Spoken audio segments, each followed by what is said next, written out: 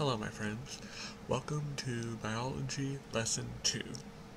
Now we may not complete all of Lesson 2 this video, as some lessons are really long, but let's try our best, shall we? Alright, now in this lesson we will be beginning Chapter 2, which is basically the chemical, as it says, the chemical foundation of life. It is basically a overview of how chemistry works with biology. We will be discussing either this video or next few videos, like atoms and all that stuff, isotopes, etc., etc. Then we talk about how important water and carbon is, and then that's about it. Then we'll go to Chapter 3. So let's get into it. The elements in various combinations comprise all matter, including living things. Some of the most abundant elements in living organisms include carbon, hydrogen, nitrogen, oxygen, sulfur, and phosphorus. And essentially what that means is everything that is matter, everything that takes up space in our world, is comprised of atoms. That is the smallest whole unit of matter. Now, of course, some scientists believe that the atom is made up of even smaller particles, such as quarks. But those are like parts of the atom, while the atom is a whole. So technically, as of right now, the smallest whole particle that we know of is the atom. So that's all that means. All biological processes follow the laws of physics and chemistry. So in order to understand how biological systems work, it is important to understand the underlying physics and chemistry. I once heard one of my teachers say that biology is simply applied chemistry. So if you want to be a biologist, you have to understand chemistry as well.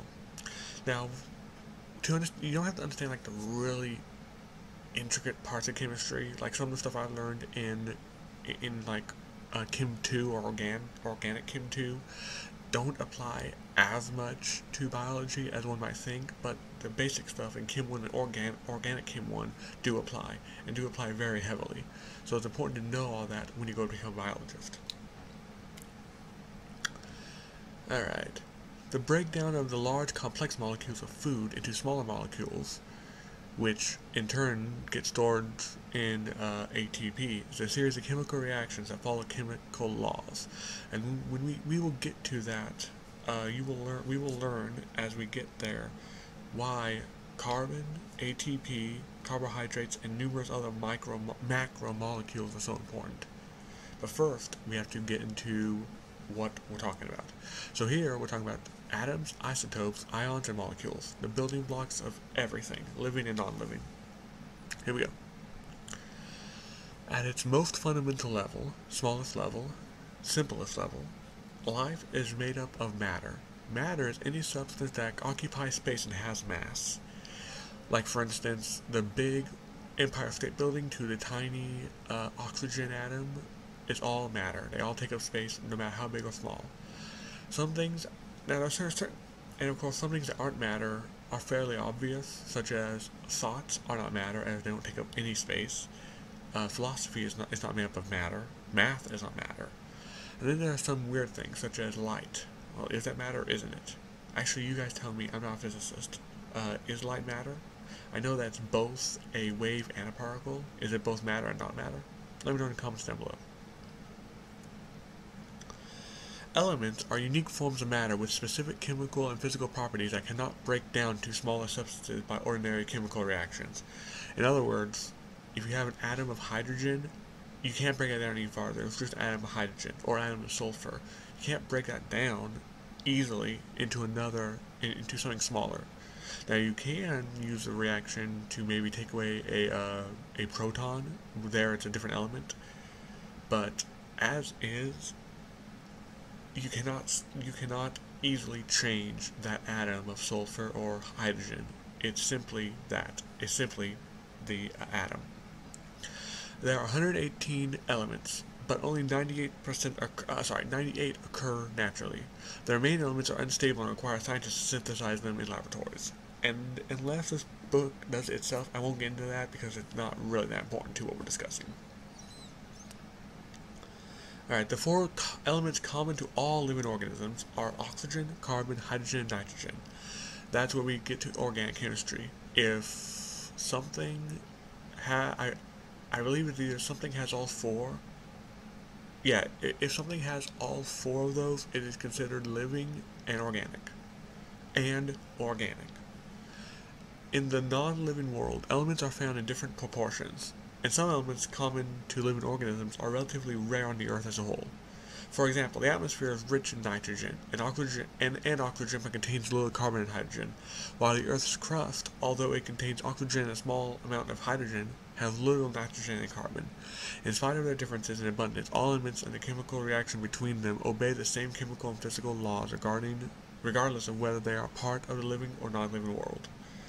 True. Doesn't matter if any atom is part of an organic or inorganic material, it will always follow the laws of nature, which we will get into those right now. Such as, the rule of two, the rule of eight, electronegativity, etc., etc. To understand how elements come together, we must first discuss the element's smallest components or building blocks, the atom. An atom is the smallest unit of matter that retains all of the element's chemical properties. Sorry guys, had to cut there, was having a bit of a coughing fit. Anyway, an atom is the smallest unit of measure that retains all the element's chemical properties, like I said. And what that basically means is, like I said earlier, take a gold bar, break that down, you get gold chunks, break that down, you get gold pebbles, if you will. Break that down, eventually you get gold molecules, and then break that down even further, you will get a gold atom. It's immeasurable, but you will get a gold atom. You can't break it down any farther by any realistic means. It will be a gold atom. That's what that means, essentially. An atom is composed of two regions. The nucleus, which is the atom's center and contains the protons and neutrons. The atom's outermost region holds its electrons and orbits around the nucleus. In fact, one can think of it as a planet. If our Earth was if our general area were the actually a better idea is the solar system. If our general area is the if our solar system is the atom, then our sun is the nucleus. Our sun would be the protons and neutrons, whether it be one of each, two of each, etc., etc. Atoms contain protons, electrons, and neutrons, among other subatomic particles, which we're not getting into. The only exception is hydrogen, which is made up of one proton, one electron, and no neutrons. Oh yeah, that's right, I forgot about that. Protons and neutrons have approximately the same mass. Scientists arbitrarily define the amount of mass in one atomic mass unit, or 1 Dalton. Although similar in mass, protons and neutrons differ in their electric charge. A proton is positively charged, a neutron is uncharged, and therefore the number of neutrons in an atom contributes significantly to its mass, but not to its charge.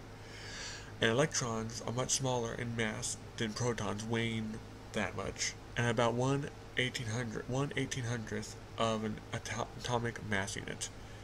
Hence, they do not contribute to an element's overall atomic mass. Therefore, when considering atomic mass, it is customary to ignore the mass of any electrons and calculate the atomic mass based on the number of protons in the neutrons alone.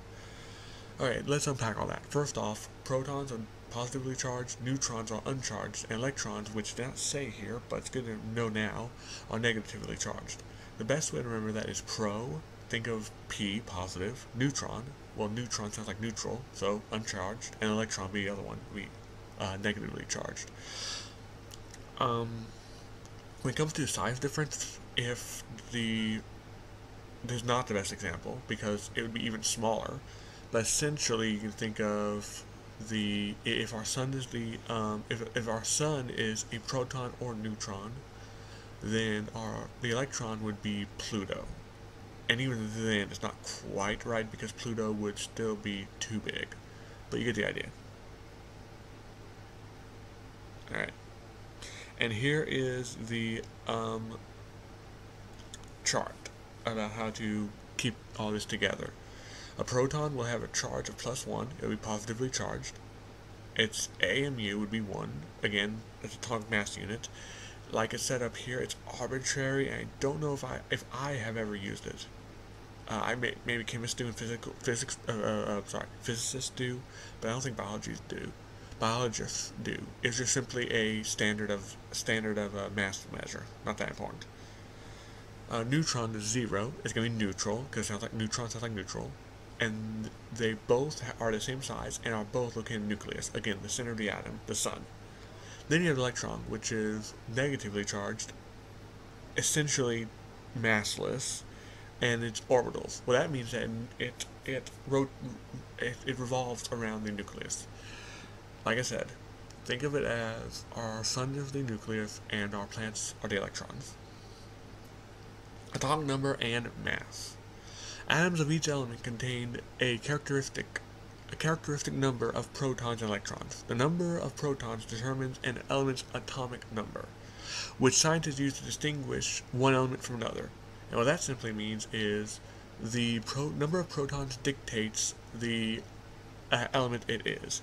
If you remove a proton, then you have a new element altogether. Helium has 2 protons.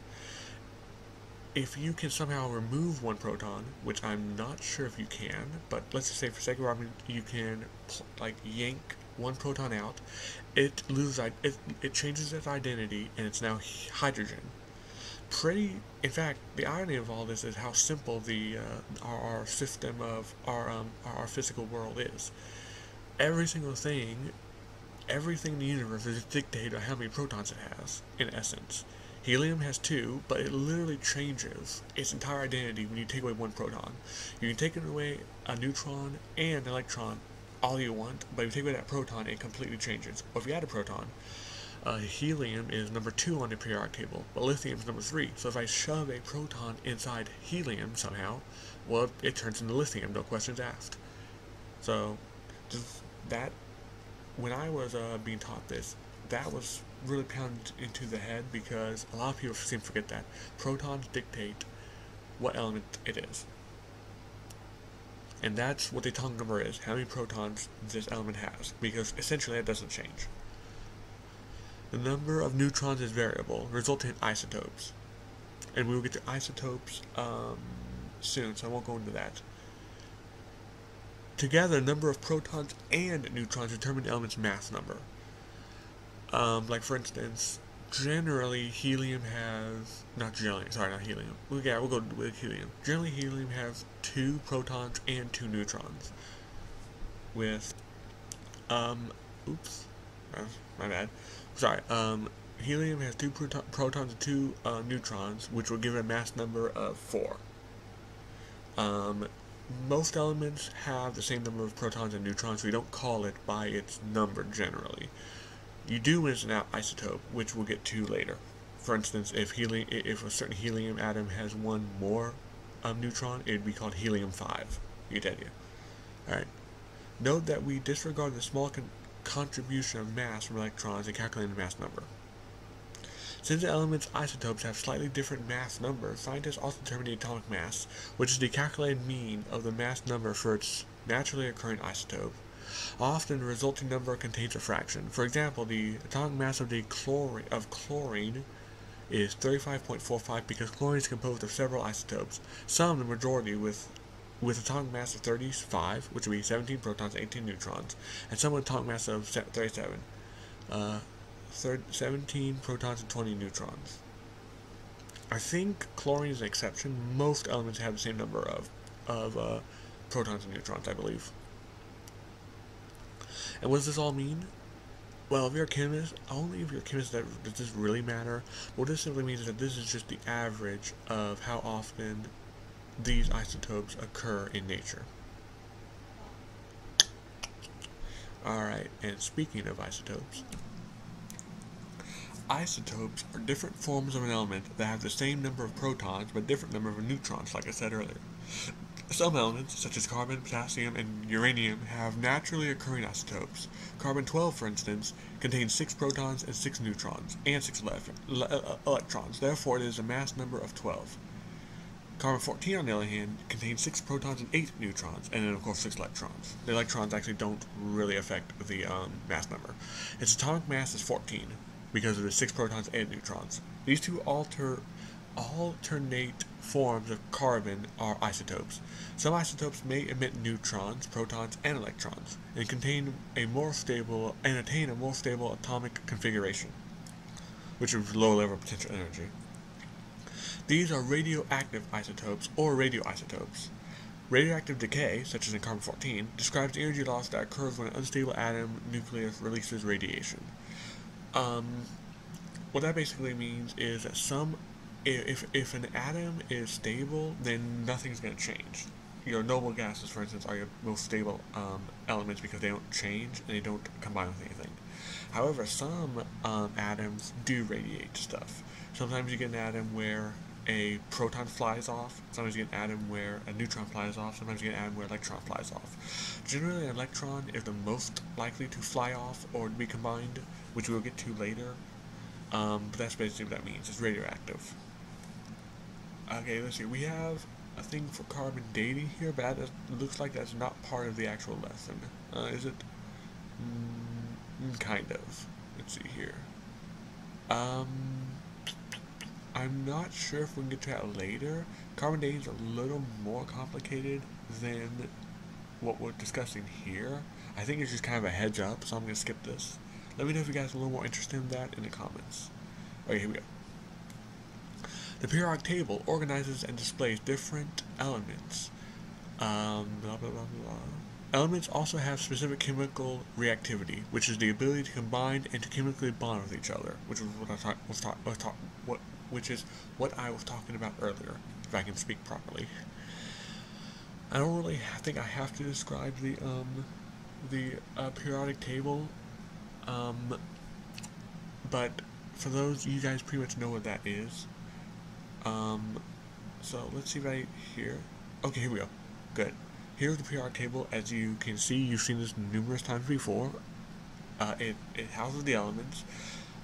Each column horizontally is the group, and each column vertically is the period. You get the idea. Now, I do remember that this is separated in a certain way, but I do not remember how. Yeah, I can't remember. Okay, alright, let's see here. And it's talking about chemical reactivity. Basically, certain elements react very easily with some elements, and certain elements don't. And when we say react, we mean combined with, take or give electrons.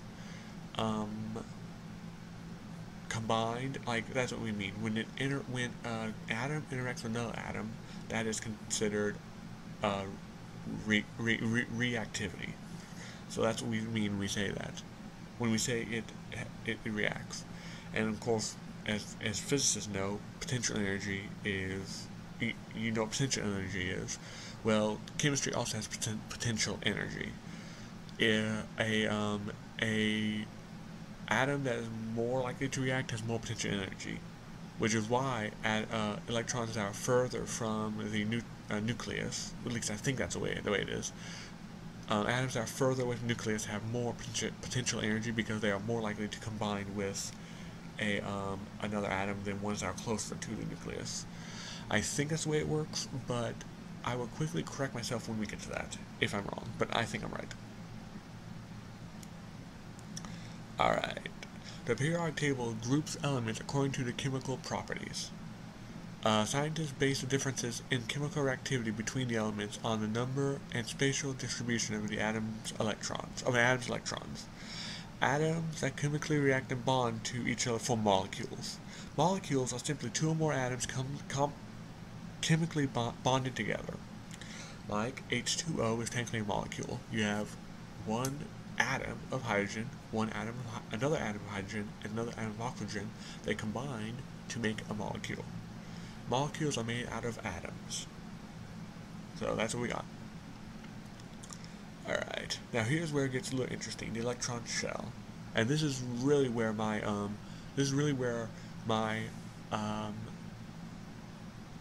planetary analogy will make more sense. Note that there is a connection between the number of protons in an element, the atomic number that distinguishes one element from another, and the number of electrons it has. In all electrically neutral atoms, the number of electrons is the same as the number of protons, which makes sense. If each electron is -1 and each proton is +1, then the same number will be neutral. If we have, okay, what's number 4 on the periodic table? Is that bromine? Oh, I can't read that. Now let's go with this one. Let's go carbon. That's number 6. Okay. Carbon generally has 6 protons. That's +1, +2, +3, +4, +5, +6. The neutrons don't matter because they're all 0. You can have 100 neutrons, it's still going to be 0.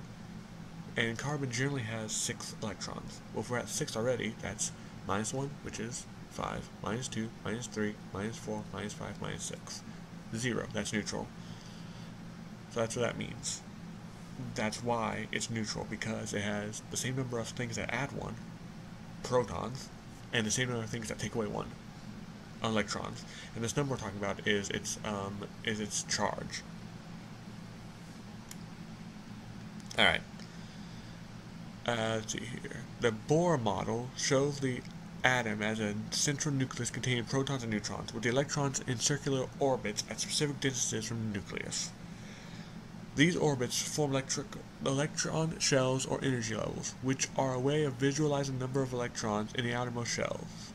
These energy levels are designated by a number of the symbol N. For example, 1 N represents the first energy level located closest to the nucleus. What are these shells? Well, we're going to discuss them in more detail later. Right here. But think of it as like that planetary thing. In this case, if each shell was one planet, because they're in different distances, like not one is actually at the same distance as another, you would have Mercury, which is shell 1, Venus shell 2, Earth shell 3, Mars shell 4, etc., etc. In this example, you would have the Sun, which is the hydrogen nucleus, again, containing the neutrons and protons. Then you'd have the first shell, N1, which would be Mercury, the first electron. Then the second shell, 2N, which would be Venus. You would have the second electron here, spinning around the nucleus. And then the 3N, the shell 3N, third shell, would contain the third electron, Earth, revolving around the nucleus even further away. Electrons fill orbits in a constant order. They first fill the orbit closest to the nucleus, then they continue to fill the orbitals of increasing energy further from the nucleus. Under standard conditions, atoms fill the inner shell first, often resulting in a variable number of electrons in the outermost shell. The innermost shell has a maximum of 2 electrons, but the next two electron shells can have a maximum of 8 electrons.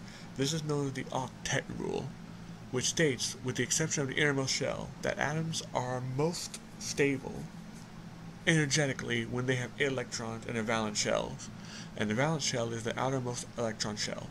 So before we get into any of this, let me break this down for you, because reading that is probably a little confusing. Alright, one thing at a time. The Octet Rule states that, with the exception of 1N, the innermost shell, closest to the Mercury shell, if you will, each shell can have a maximum of 8 electrons, no more, no more.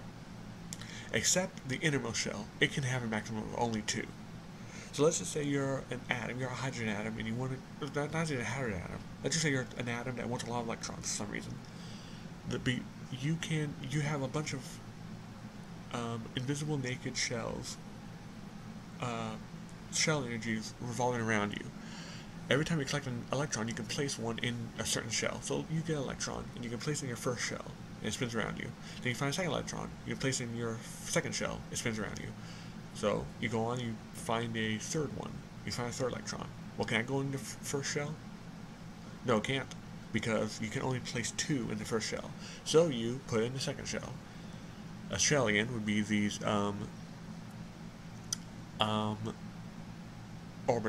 orbits. And you can, let's say you find 7 more, you can place them in your second shell. Now, you find 2 more, now you're done. You're like, okay, you know what, I can't find any more, I'm satisfied. Now you have 2 in your third end. Well, that means that you got the maximum in Shell 1 and Shell 2, have not got the maximum in Shell 3, and Shell 3 is now your Valence Shell, because that's your outermost shell. If you were to find more electrons down the road and fill this up with 8 and get a 4th shell, that 4th shell would be your Valence Shell. Does that make sense? I know that's probably maybe a little hard to understand, but if you have any questions, please leave them in the comments down below. Alright. Notice that what's figure 2.7? Okay, here we go. Okay. Notice that in that, helium has a complete... Okay, you know what? Okay, here we go. Alright, this is better actually. Period 1, you have the first shell filling. You see it right here. Hydrogen has 1, helium has 2, and that's the maximum. Well, now lithium finds the third one, but it can't place it in the first shell, so it places it in the second shell. Carbon has found 4. Fluorine, I think, is fluoride. Fluoride has found 7. Has not quite gotten it full, but neon has found 8. All right. Sodium has found 9, but it can't place this new one. Oh, sorry, that's not 9. It's 8. It's 2. 10, 11. It's found 11. That's 10. Sorry, my mistake. 10 here, and it's filled up its second shell. Well, this one has found 11, but sodium cannot place it in the new shell, so it has to go to its third shell, and we go on and on. Anything past argon, I don't know what that is. I forgot what was past argon. We have to place into a new shell, and that would be its valence shell. Understanding that the periodic table's organization is based on the total number of protons and electrons helps us know how electrons distribute themselves among the shells. The periodic table is arranged in columns and rows based on the number of electrons and their location. Examine more closely of the elements in the table's far right column in 2.5. The groups 18 atom, helium, and neon and argon all have filled outer electron shells, making it unnecessary for them to share electrons with other atoms and gain stability. They are highly stable as single atoms. Because they are non-reactive, scientists coin them inert or noble gases. Compare this to the groups on the left-hand column. These elements include hydrogen, lithium, and sodium. All have 1 electron in their outermost shell. That means that they can achieve a stable configuration and a filled outer shell by donating or sharing 1 electron. Let's see here. As a result of losing a negatively charged electron, they become positively charged ions. And we'll get to ions. Let's see here. Oh, way down there. Alright. Oh, not that far down. My bad. Alright. Alright. Ooh, excuse me for a minute, my throat's dry. Alright. Although useful to explain the reactivity and chemical bonding of certain elements, the Bohr model does not accurately reflect how electrons spatially distribute themselves around the nucleus. And for a reminder, this is the Bohr model of atoms. You probably have seen this. You probably have seen all these illustrations before. All right. They do not circle the nucleus like the Earth orbits the Sun, and that's part of the reason why my planetary analogy for atoms doesn't perfectly work. It gives you the general idea of how it's supposed to work, but don't take it as a literal representation of how atoms work. It just helps give you a general idea of what the atom kind of looks like and how it operates. But instead we find them in electron orbitals. These relatively complex shapes result in the fact that electrons behave not just like particles, but also like waves, similar to light.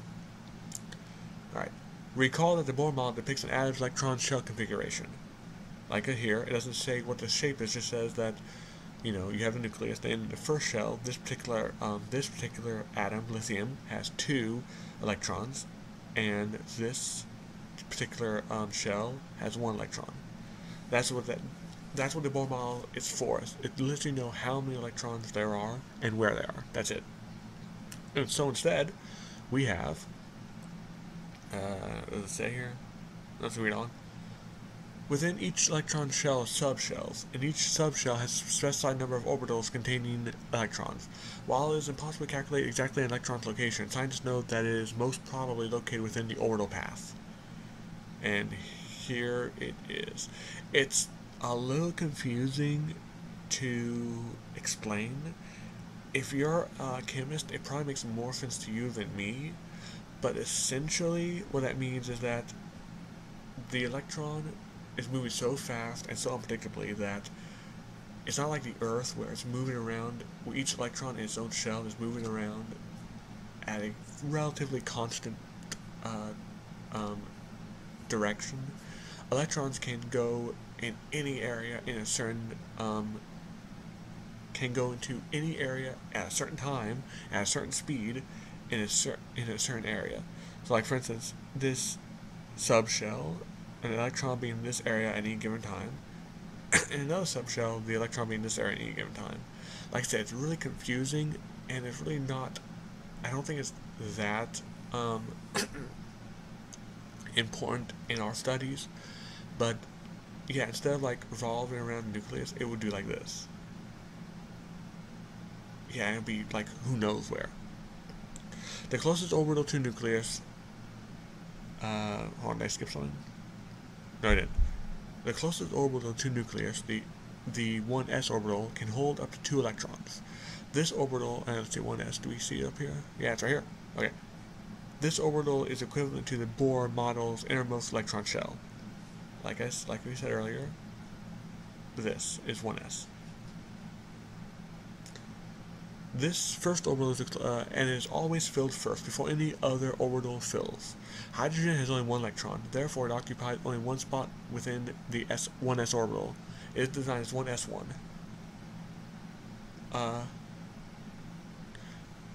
Where the superscript 1 refers to the 1 electron within its 1s orbital. So what this number means right here, 1 means first shell. S, that's simply a designation. That's just the letter they use. If I can remember, I think it uses S, N, D, F, I think. I don't remember. But that's your designation. If you remember the order, it's not that important. And then the exponent here, if you will, is the number of electrons it actually has. For instance, helium would have 1s2, and then lithium, if I remember correctly, it would be 1s2, 2, and 1. What does that mean? Well, 1s2, 1 being the first shell, s being the designator, and 2 being the number of electrons, then 2,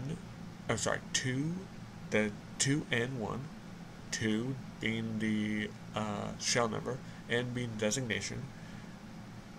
Oh no, I got that wrong. No. I think it goes 1s2, 2s1. Actually, you know what? I don't really remember how that's supposed to go. But I think we will get to that sure enough.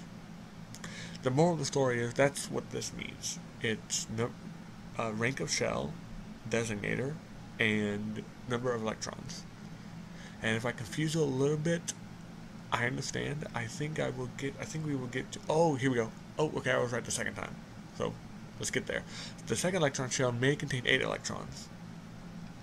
Yeah, this shell contains another spherical orbital, s orbital, and 3 dumbbells. Blah blah blah blah. Is this where we are? Yeah. Okay. When filling the p orbital, each takes a single electron. Once a p orbital has an electron, it may add a second. Lithium contains 3 electrons and that occupy the first and second shell. 2 electrons fill the first, the 1s orbital, and the third electron fills the 2s orbital. Its electron configuration is 1s2, 2s1. I guess I probably could have explained this better if I was just a little patient. So let's do this again. For 1s2, 2s1, we know that lithium has 3 electrons. So here's what happens. 1, it represents the rank of shell. It is the first shell. S, that's the designator, and 2, the exponent 2 means it has 2 electrons. Then we have 2, the second shell, S, designator, and exponent 1, that means 1 electron in that shell. Neon, alternatively, has a total of 10 electrons. 2 are the innermost 1s orbital, and 8 for the second shell. 2 each in the 2s and 3 in the p orbital. So, what that basically means is it's going to be 1s2, 2s2, is that 3p3, I think? I think we'll probably, I think that's how it works. Oh no, I think it's 1p. Like I said, the electron configuration is a little confusing, and it's not that important unless you're a chemist. So let's move on. It's been so long since I've done the actual shelf that I kind of forgot it. Alright.